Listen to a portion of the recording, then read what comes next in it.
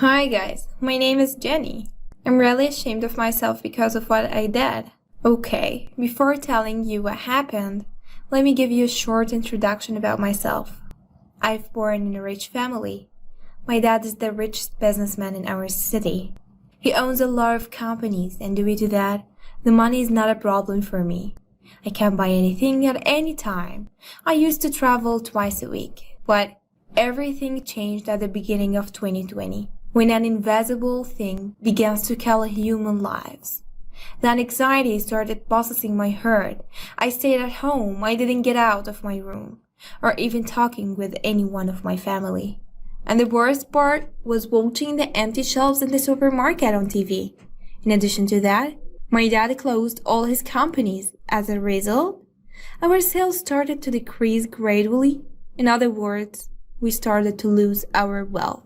So I went to a company and I bought supplies and food for $1 million. The manager was literally stunned by this huge number. He told me you cannot keep all this amount without having a storage with dedicated fridges. Then I told him angrily, "It's not your business. Take the money and give me my food." I signed the check and I told him before leaving the company, "I want my food tomorrow in my home." Honestly, they bring the food in the next day and I store it in the basement. But the problem was, after 1 week of storing the food, we started smelling a very bad odor. It was literally terrible.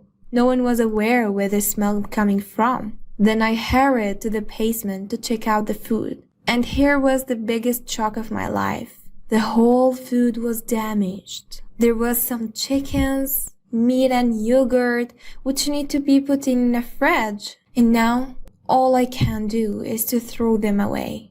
After thinking it through, I knew later that there are a lot of people who didn't find food in supermarkets. And I just waste all of this food. Because of my foolishness, I didn't use them. And I didn't give the other people the chance to benefit from them. I regret not having listened to the man advice.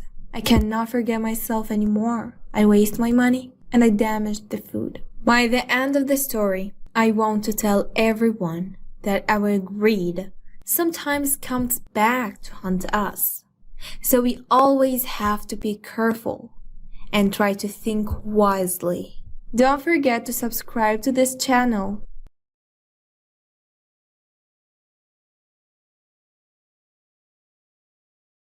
My name is Christy, and I stopped eating for 2 weeks to get thinner. Whilst online, I came across a dieting blog by a girl called Sophie, who had been on a diet where you eat under 400 calories a day. She had posted some pictures and she looked amazing. I decided then that becoming thinner would fix my problems. Everyone would compliment me on my new body, and it'd get my confidence back.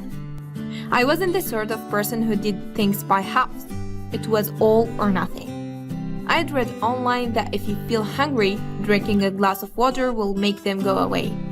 Even better, a can of Diet Coke and chewing gum would fill you up even more. I could do this. It was much easier than I expected. I probably overslept, so I had to run to school without having breakfast. At lunch, I ate my ration of 2 carrots and Diet Coke.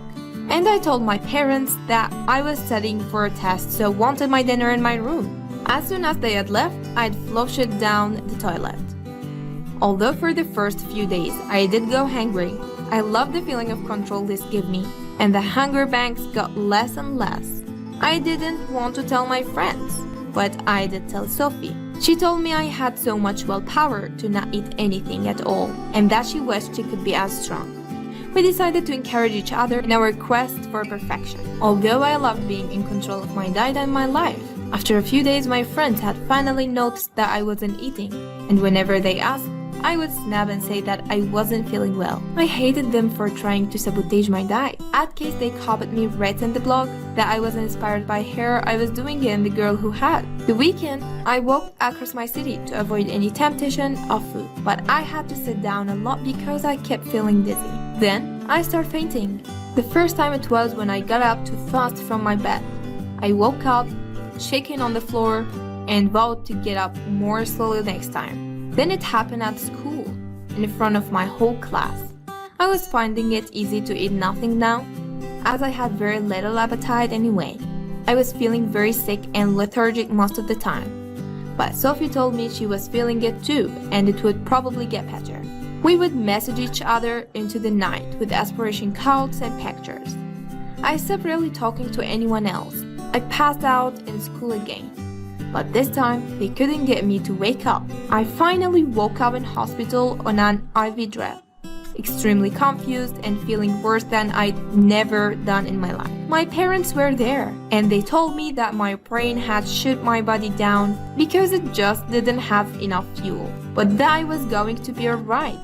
I felt too weak to cry. It took me a few weeks to fully recover, and luckily, because I hadn't been starving myself for very long, I hadn't done any lasting damage. I somehow found Sophie's parents, and it turns out that she has a very serious eating disorder that she has been going on for years.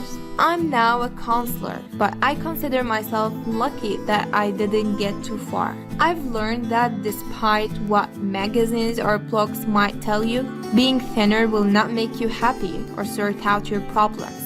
It will make you feel isolated and alone. Talking about how you're feeling with those who love you will help solve your problems.